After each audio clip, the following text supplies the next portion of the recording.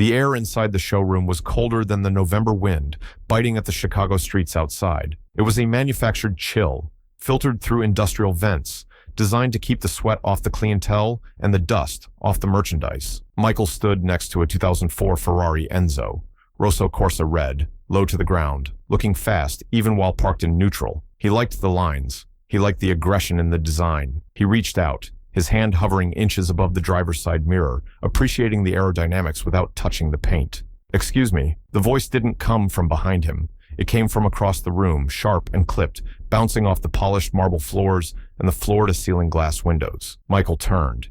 He was wearing a gray Jordan brand tracksuit, comfortable, loose-fitting. On his feet were prototypes of a sneaker that wouldn't hit shelves for another 6 months. To the uneducated eye, he looked like a man who had rolled out of bed and wandered into the wrong building. To the man walking toward him, he looked like a waste of time. "Sir," the salesman said, closing the distance with aggressive strides. His name tag read Julian.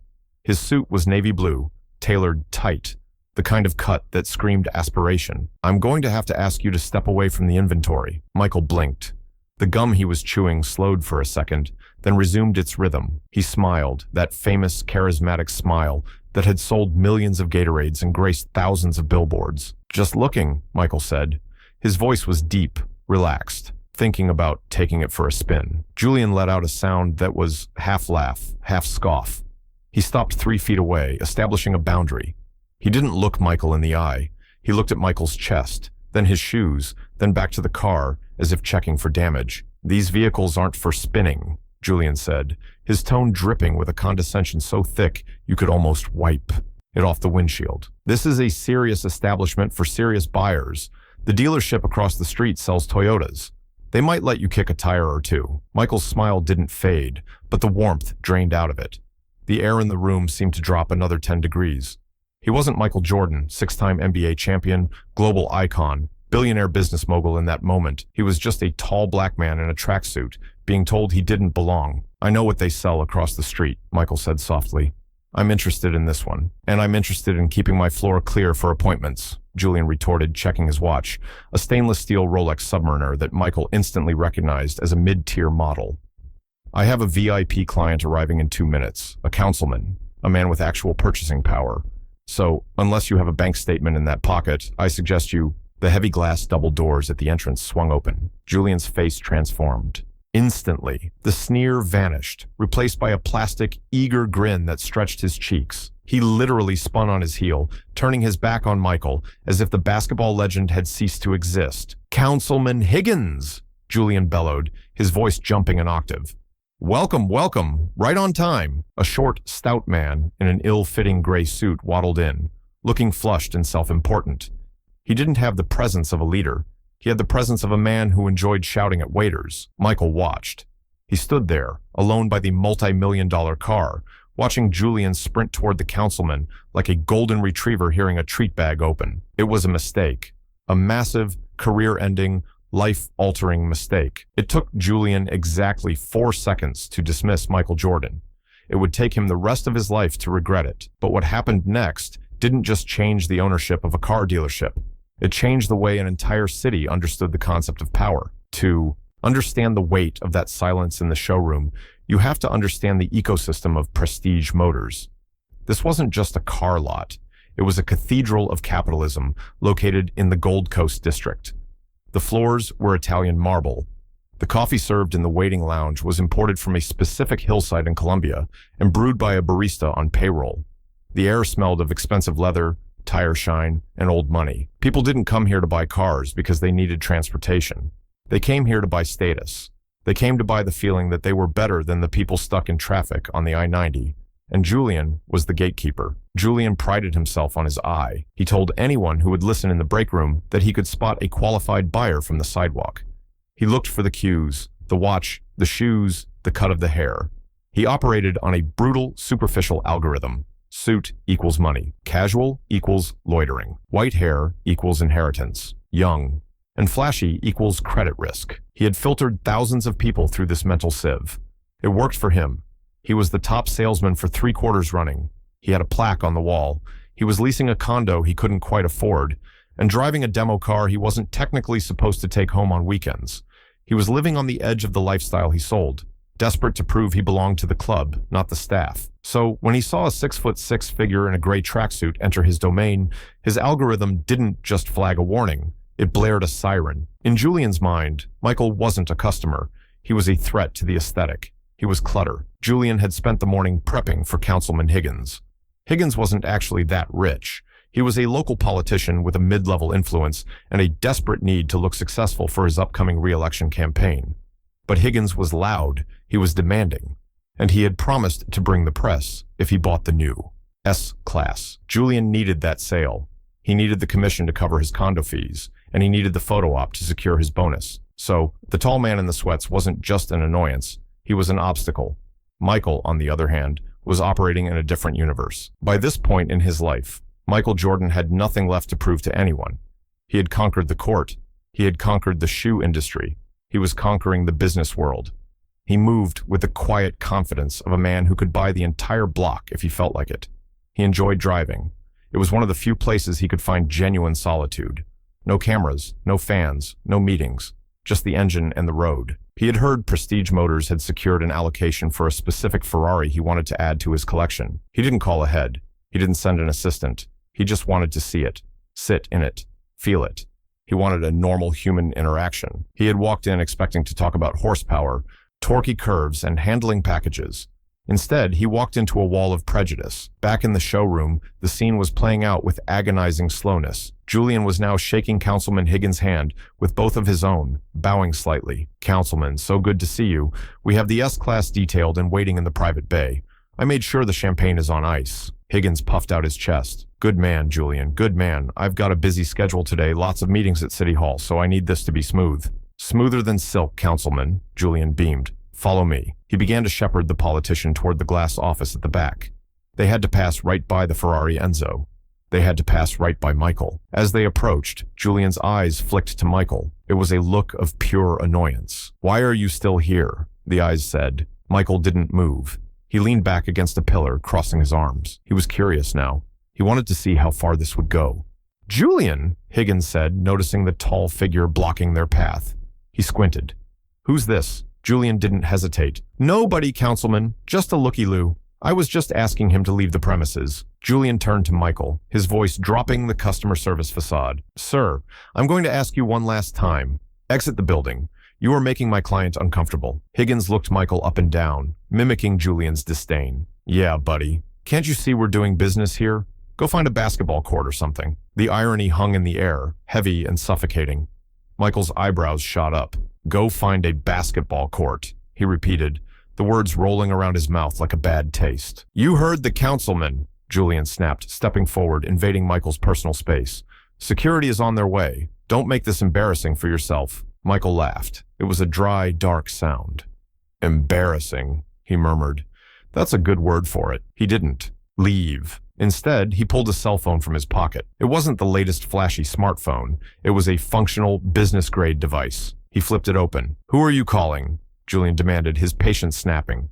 "You can't make calls in here." Michael ignored him. He pressed a single speed dial button and held the phone to his ear, his eyes locked on Julian's face. "Yeah," Michael said into the phone. "It's me. I'm at Prestige Motors on the Gold Coast." "No, I'm looking at the Enzo." "Yeah, the red one." Julian rolled his eyes, turning back to Higgins. "I apologize, Councilman. Some people just don't have any respect for protocols. Security will be here in... Actually," Michael's voice cut through the air, louder this time. "Change of plans. I don't want the Enzo." Julian let out a sigh of relief. "Finally," he muttered. "I want the dealership," Michael said into the phone. Silence. Absolute, vacuum-sealed silence. Julian froze. His head turned slowly, like a rusted hinge. Councilman Higgins blinked, his mouth slightly open. "What did you say?" Julian whispered. Michael was still looking at him, but he was talking to the person on the other end of the line. "Yeah, the whole thing. The building, the inventory, the land lease. I want to buy the business. Right now? No, I'll wait. Get the owner on the line. Tell him MJ is standing in his showroom and he's not happy with the service. MJ." The initials floated in the air. Julian's brain stalled. He looked at the tall man again. He really looked at him this time. He stripped away the tracksuit, the sneakers, the bias. He looked at the face, the jawline, the intensity in the eyes, the silhouette, that was printed on millions of shoes, posters, and t-shirts across the globe. The color drained from Julian's face so fast it looked like a magic trick. His knees actually buckled slightly. "Oh my God," Higgins whispered. "Is that—" Michael snapped the phone shut. He didn't look angry anymore. He looked like a predator playing with a mouse that didn't know it was already dead. "Julian, was it?" Michael asked. Julian couldn't speak. His mouth opened and closed like a fish on a dock. "I think your councilman friend is waiting for his champagne," Michael said, gesturing to the stunned politician.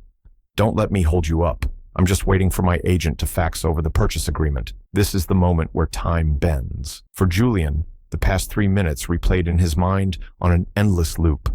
Every sneer, every dismissal, the tire kicker comment, the "go find a basketball court" line. He realized, with a sickening lurch in his stomach, that he hadn't just lost a sale. He had insulted a deity in the city of Chicago. But the story doesn't end with a simple realization. That would be too easy. That would be a sitcom ending. This was real life, and in real life, power dynamics don't just shift. They quake. The glass doors of the manager's office, located on the mezzanine, overlooking the showroom, burst open. Frank, the general manager, a man who had been in the car business for 30 years and knew the sound of disaster when he heard it, came running down the stairs. He wasn't walking. He was sprinting. He was holding a phone to his ear, his face pale, sweating profusely. He had just received a call from the owner of the dealership group. The owner had received a call from Michael Jordan's business manager. The message was brief, terrifying, and non-negotiable. Frank hit the bottom of the stairs and nearly slid on the marble. He ignored Higgins. He ignored Julian. He went straight to Michael. "Mr. Jordan," Frank gasped, breathless. "Mr. Jordan, I am so incredibly sorry. I had no idea you were coming in. If we had known, we would have closed the store.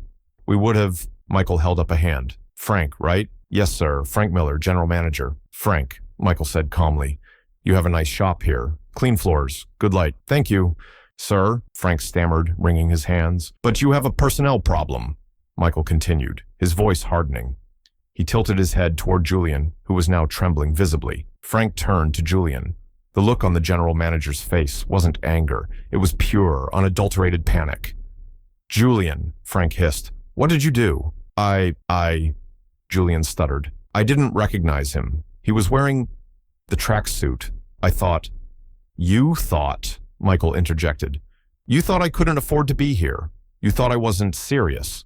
You thought I should go find a basketball court." Frank closed his eyes, pain etched across his features. He knew in that instant that the damage was catastrophic. "Mr. Jordan," Frank pleaded, "please, let us make this right. The Enzo is yours. We can work out a fantastic price. We can—" "I don't want a discount, Frank," Michael said. "I can pay full price. I can pay double. That's not the point." He walked around the Ferrari, trailing, his hand along the spoiler. The sound of his sneakers squeaking on the marble was the only noise in the cavernous room. "The point is dignity," Michael said. "I walked in here a customer, a human being, and your man there treated me like I was dirt on his shoe because I wasn't wearing a suit like the councilman here." Higgins, realizing he was part of the collateral damage, tried to backtrack. "Now, hold on, Mr. Jordan. I didn't mean any offense. I'm a huge fan. Huge fan. I voted for the stadium renovations.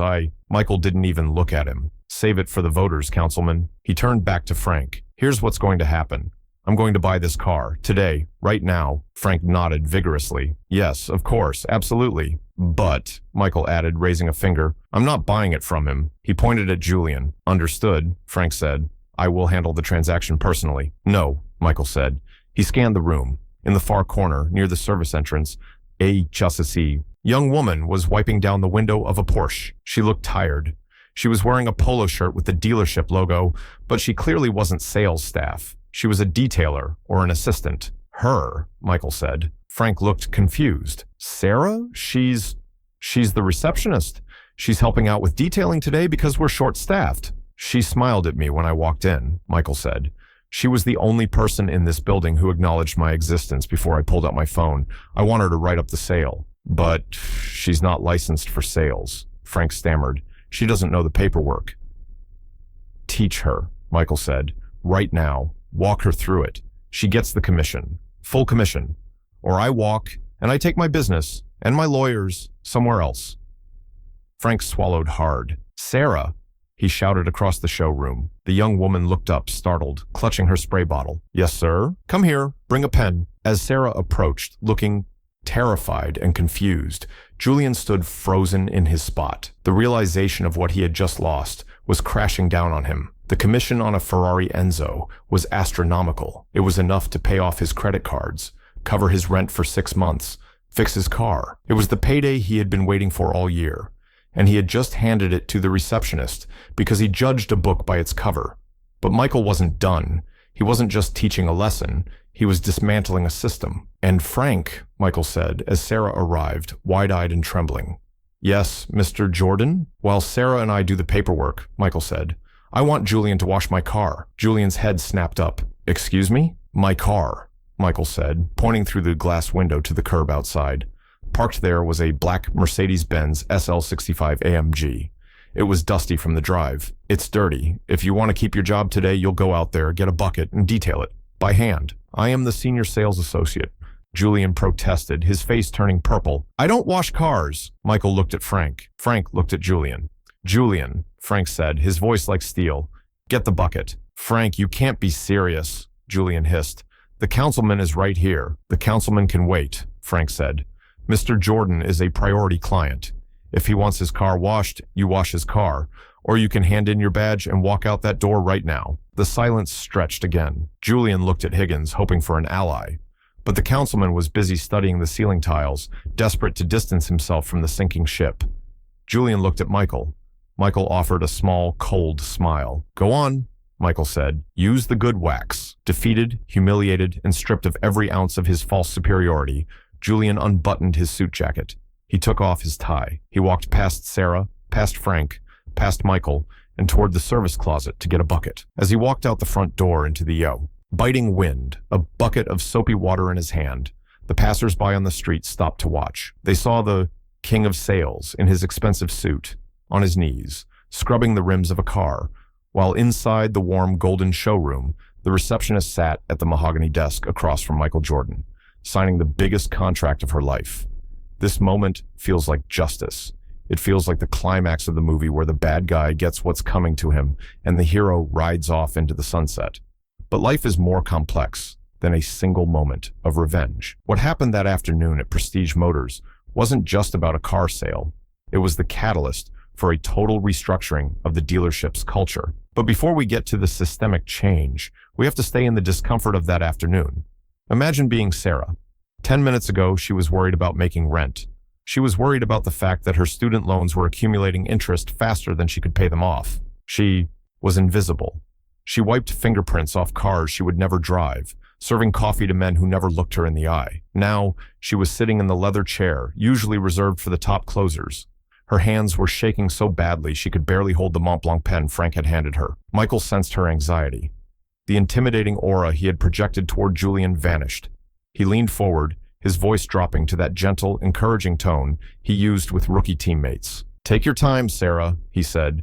Read the fine print. Don't let Frank rush you. Sarah looked up, tears brimming in her eyes. Mr. Jordan, I don't know how to thank you. You don't understand what this commission means to me. I have an idea, Michael said, but you earned it. You treated me like a person when I walked in. That's worth more than the car. Across the desk, Frank was sweating through his shirt, frantically arranging documents, trying to salvage the dealership's reputation. He was pulling every perk he could think of. Extended warranty, free servicing for life, VIP track days. Michael accepted them all with a nod, signing page after page. Outside, through the glass, they could see Julian. The wind was whipping his hair into a frenzy. His expensive suit trousers were soaked at the knees. He was shivering.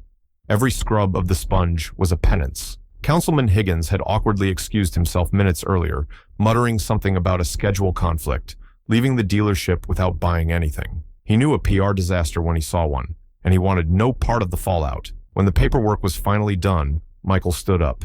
He shook Sarah's hand. Good doing business with you, Sarah, he said. Thank you, Mr. Jordan, she whispered. Michael took the keys to the Enzo, but he didn't walk toward the new Ferrari. He walked toward the front door. Frank followed him, confused. Mr. Jordan, the car. Shall we have it delivered? Leave it here for now, Michael. said, "I'll have someone pick it up later." He pushed open the doors and stepped out into the cold. He walked over to where Julian was finishing up the rear bumper of the Mercedes. Julian looked up. He looked broken.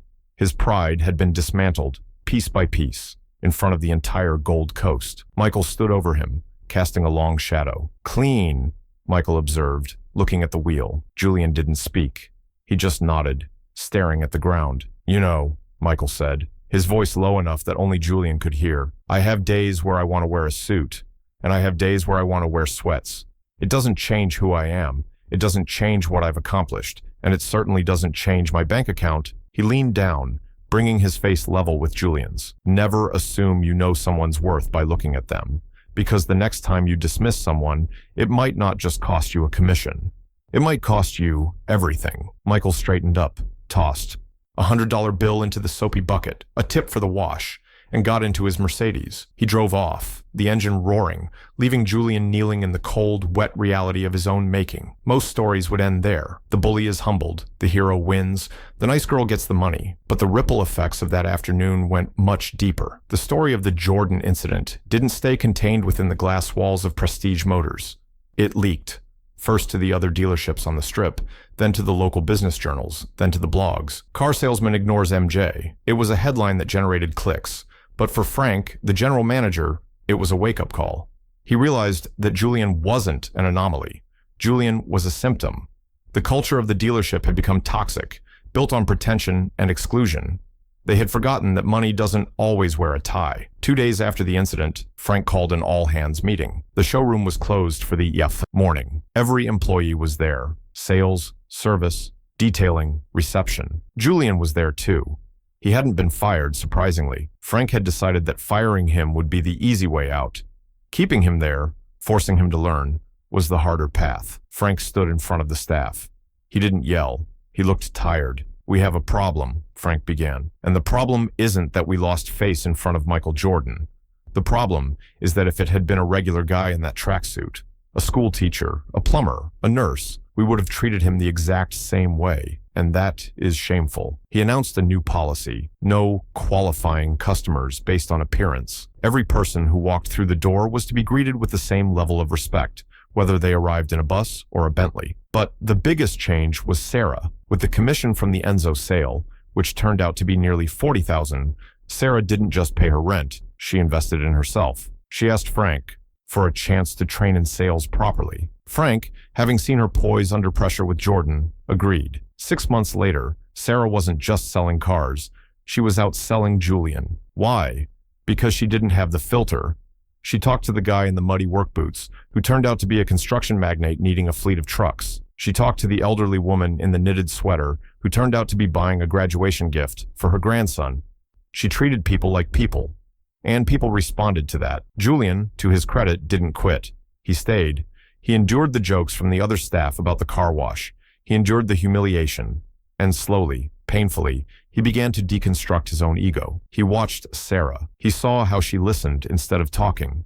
He saw how she served instead of judging. One afternoon, about a year after the incident, a young man walked into the dealership. He was wearing ripped jeans and a hoodie, carrying a skateboard. He looked like he had no business being in a luxury showroom. Old Julian would have called security.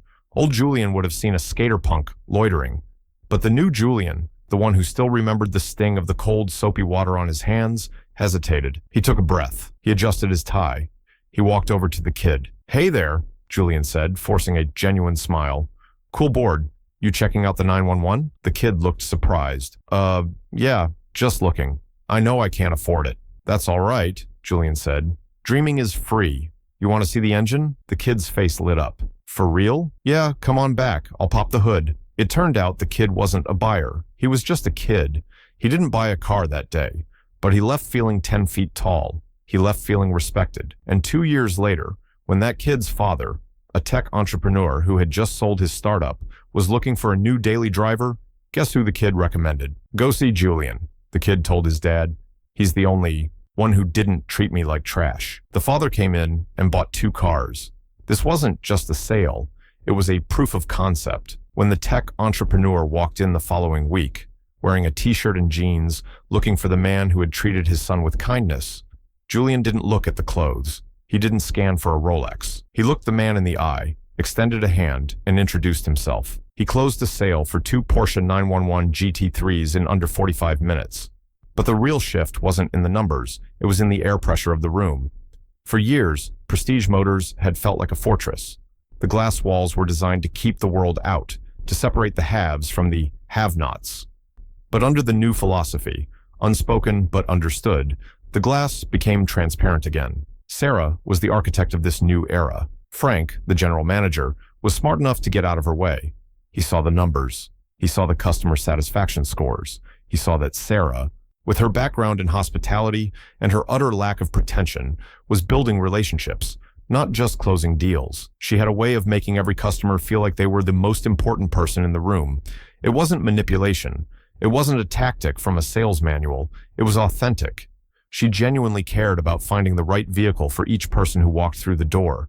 There was the single mother who came in looking for something reliable, but couldn't afford much. Sarah spent 2 hours with her, not pushing expensive options, but helping her understand financing, showing her certified pre-owned vehicles that fit her budget. The woman left with a safe, dependable SUV and tears of gratitude in her eyes. There was the young couple buying their first luxury vehicle together. Sarah sensed their nervousness, their fear of being judged for asking stupid questions. She answered every question patiently, celebrated with them when they made their decision, and threw in floor mats as a wedding gift when they mentioned their upcoming nuptials. These weren't just transactions. They were moments of human connection. And in a business that had become increasingly transactional, increasingly cold, Sarah's approach was revolutionary. 3 years after the Jordan incident, Frank retired. He moved to Florida to fish and play golf. The ownership group didn't bring in an outside hire. They didn't headhunt a shark from New York or LA. They promoted Sarah. At 28 years old, the woman who had been wiping windows and fetching coffee was now running the most exclusive dealership in Chicago. And her first move as general manager, she changed the dress code. The stiff funeral home suits were gone. The mandate for aggressive sales tactics was scrapped. She replaced it with a simple, terrifyingly effective rule. Every person who walks through that door is a guest in our home. It sounds cliche. It sounds like something you'd read in a corporate handbook and ignore, but Sarah meant it. She hired staff who had never sold cars before. She hired bartenders, hotel concierges, teachers.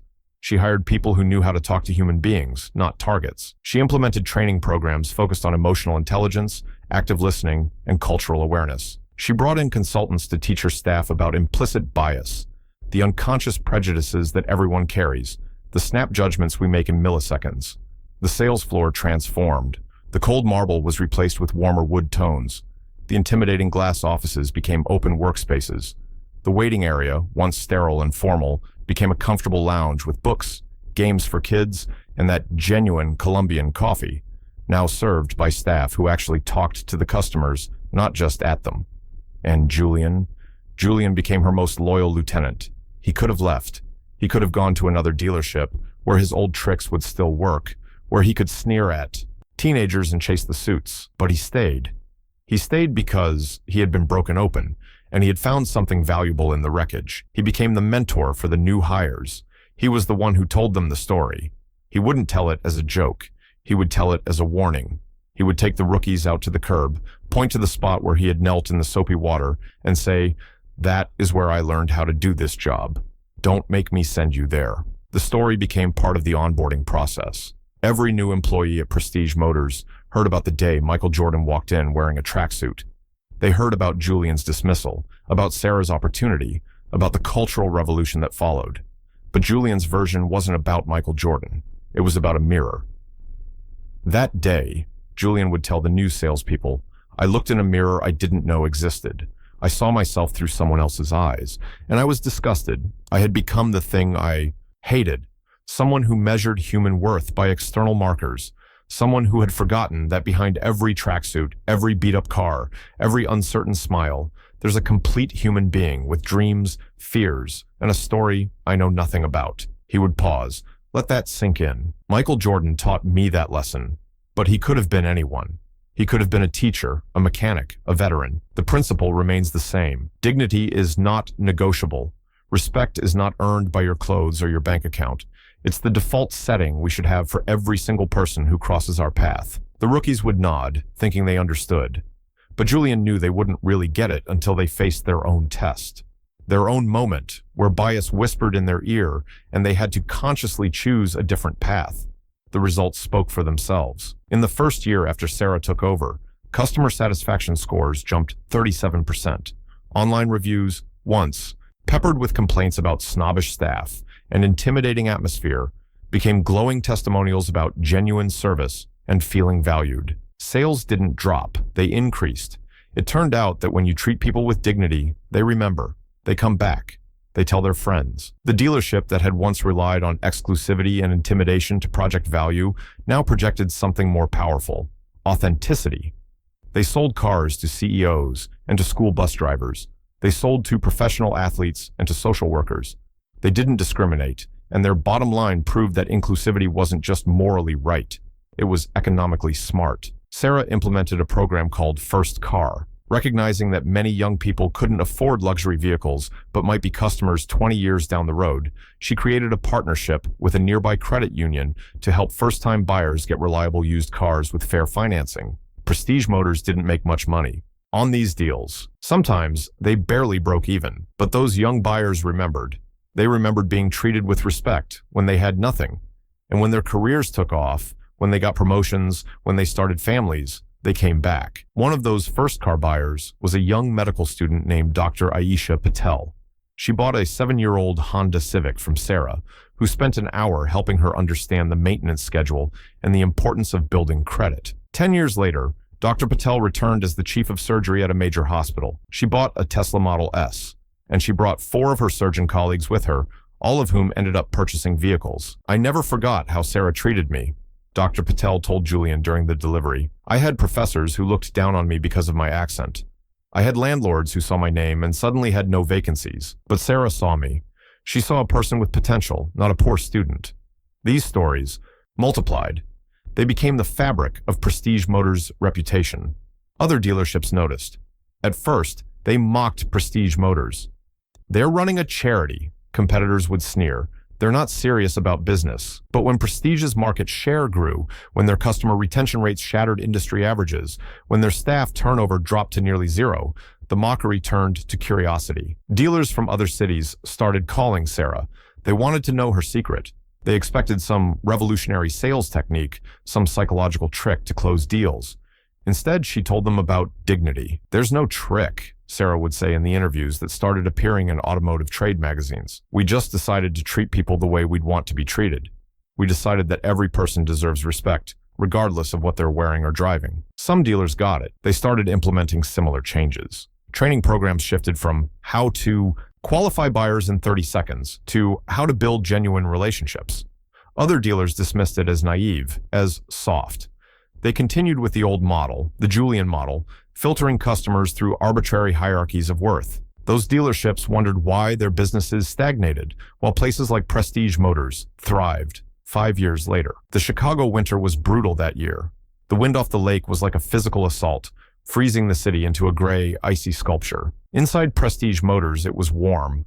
The showroom had been remodeled. The cold marble was replaced with warmer wood tones. There was a coffee bar that looked more like a living room than a waiting area. Julian was sitting at his desk, going over inventory logs. His hair was grayer now. The sharp edges of his face had softened. He wore a simple sweater and slacks. He looked comfortable in his own skin. The bell above the door chimed. Julian looked up. Standing in the entryway, brushing snow off a heavy wool coat, was a massive figure. He was wearing a beanie pulled low and a scarf wrapped high. But the silhouette was unmistakable. The way he moved, fluid, powerful, efficient, gave him away instantly. It was Michael. The showroom went quiet. Not the fearful silence of 5 years ago, but a respectful hush. The newer staff members froze, recognizing the legend. Julian felt his heart hammer against his ribs. A phantom sensation of cold, soapy water washed over his hands. He stood up. He took a deep breath. He walked out from behind his desk. Michael was unwrapping his scarf, revealing that famous face. Older now, the eyes still burning with that intense intelligence. He looked around the remodeled showroom, nodding slowly. He spotted Julian approaching. Michael didn't smile immediately. He stopped, waiting. Julian stopped 3 feet away. He didn't bow. He didn't put on the fake salesman grin. He just stood there, man to man. "Mr. Jordan," Julian said. His voice was steady. "Welcome back." Michael studied him. He looked at the gray in Julian's hair. He looked at the lack of a tie. He looked at the calm in Julian's eyes. "Julian," Michael said. The recognition was immediate. "It's been a while," Julian said. "It has," Michael agreed. He glanced toward the window, toward the curb. "Car looking clean today?" It was a test, a jab, a callback to the moment that had defined Julian's career. 5 years ago, Julian would have bristled. He would have gotten defensive. He would have tried to laugh it off nervously. Instead, Julian smiled, a real, genuine smile that reached his eyes. "Spotless, Mr. Jordan," Julian said. "But if you find a smudge, I've still got the bucket in the back." Michael stared at him for a second. Then he threw his head back and laughed. It was a loud, booming laugh that echoed through the showroom. The tension in the room evaporated instantly. Michael stepped forward and extended his hand. "Good to see you, Julian," Michael said. Julian took the hand. The grip was firm. "Good to see you too, sir." "Is she here?" Michael asked, looking around. "Sarah?" Julian nodded toward the glass office on the mezzanine, the office that used to belong to Frank. "She's the boss now. I'll let her know you're here." "No need," Michael said. "I see her coming." Sarah was already descending the stairs. She walked with authority now, but her smile was the same. Warm, welcoming. "Mr. Jordan," she said, reaching the bottom of the stairs. "Sarah," Michael said, taking her hand. "I heard you're running the place now." "Trying to," she laughed. "What brings you in? The weather too cold for the convertible?" "Something like that," Michael said.